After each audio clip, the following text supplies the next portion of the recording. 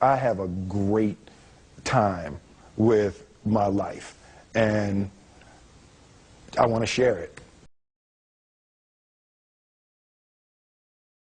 I love living. I think that's infectious. It's something that you can't fake.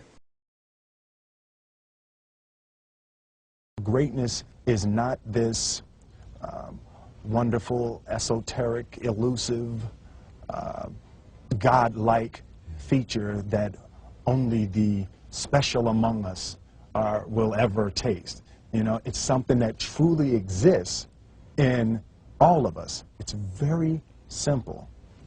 This is what I believe, and I'm willing to die for it.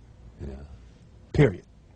It's that simple. I know who I am, and I know what I believe. I know who I am, I know what I believe. That's all I need to know. And that's all I need to know. So from there, you do what you need to do. Yeah. You know, and I think what happens is we make the situation more complex than it has to be. Because we're looking for complexity. There's got to be Absolutely. something complex to understand. It Greatness. can't be that easy. No.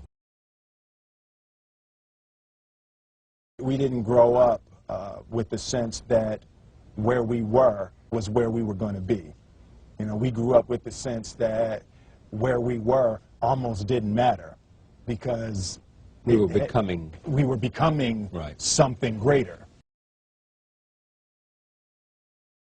The separation of talent and skill is one of the greatest misunderstood concepts for people who are trying to excel, who have dreams, that want to do things. Talent you have naturally. Skill is only developed by hours and hours and hours of beating on your craft. I've never really viewed myself as particularly talented. Where I excel is ridiculous, sickening work ethic. You know, while the other guy's sleeping, I'm working. While the other guy's eating, I'm working. There's no easy way around it. No matter how talented you are, your talent is going to fail you if you're not skilled. Mm-hmm. You know, if you don't study, if you don't work really hard and dedicate yourself to being better every single day, mm-hmm. you'll never be able to communicate with people, with your artistry, the way that you want. So the only thing that I see that is distinctly different about me is I'm not afraid to die on a treadmill. You might have more talent than me, you might be smarter than me, but if we get on the treadmill together, right, there's two things. You're getting off first, or I'm going to die. It's really that simple. One summer, his dad tore down a brick wall on the front of his business and told 12-year-old Will and his 9-year-old brother to rebuild it, a job they said was impossible. It took them 1.5 years, but they did it. And he said, now don't you ever tell me it's something that you can't do. You don't try to build a wall. You don't set out to build a wall. You don't say, I'm going to build the biggest, baddest, greatest wall that's ever been built. You don't start there. You say, I'm going to lay this brick as perfectly as a brick can be laid. Yeah. And you do that every single day. And soon you have a wall. And soon you have a wall. You know, it's an idea that my grandmother always had, that you know, if you're going to be here, then there's a necessity to make a difference. She always instilled the responsibility, the spiritual responsibility that you have to make every group you come in contact with better. I want to do good. I want the world to be better because I was here. I want my life, I want my work, my family, I want it to mean something. And it's like, it has, if you are not making someone else's life better, then you're wasting your time. You know, like your life will become better by making other lives better. I want to represent an idea. I want to represent possibilities. I want to represent the idea that you really can make what you want. One of my favorite books is The Alchemist, Paulo Coelho, and that's just, I just believe that. I believe that I can create whatever I want to create. The first step before anybody else in the world believes it is you have to believe it. There's no reason to have a plan B because it distracts from plan A. I think that there's a certain delusional quality that all successful people have to have.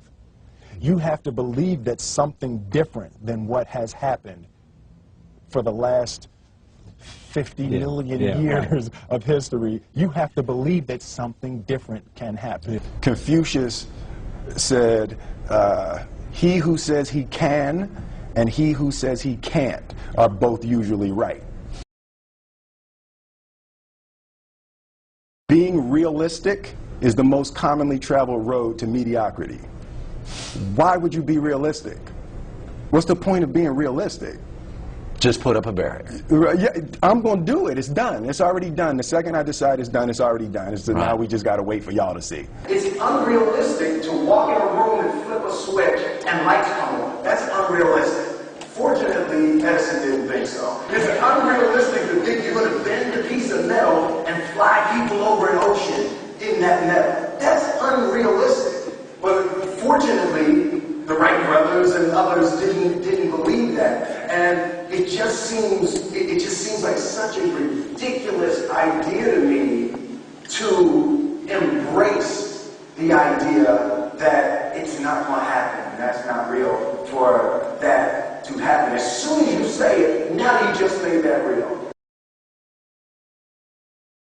Our thoughts, our feelings, our dreams, our ideas are physical in the universe.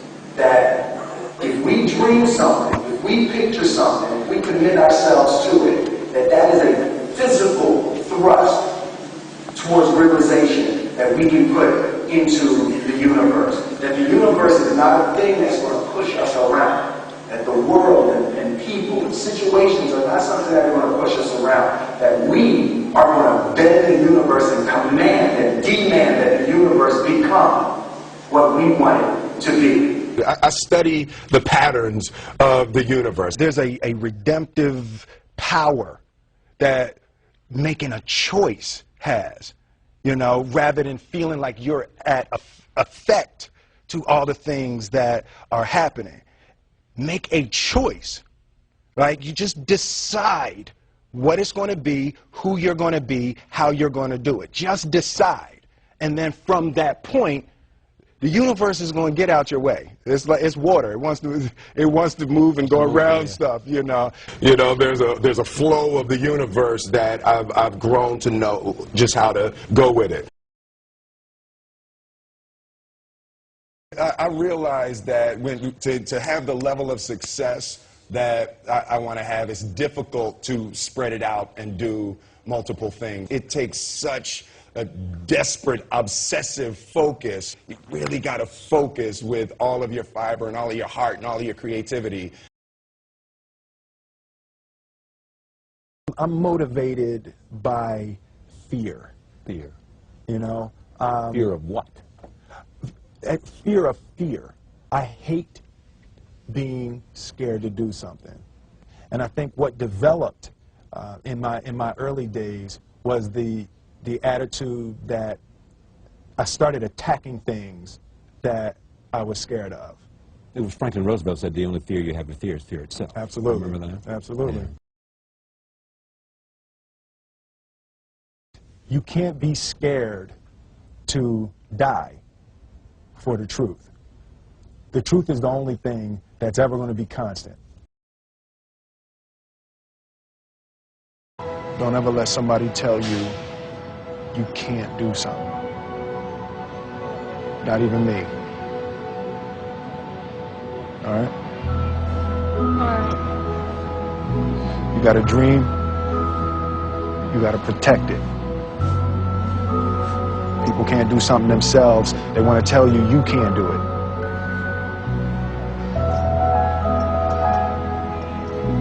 You want something, go get it.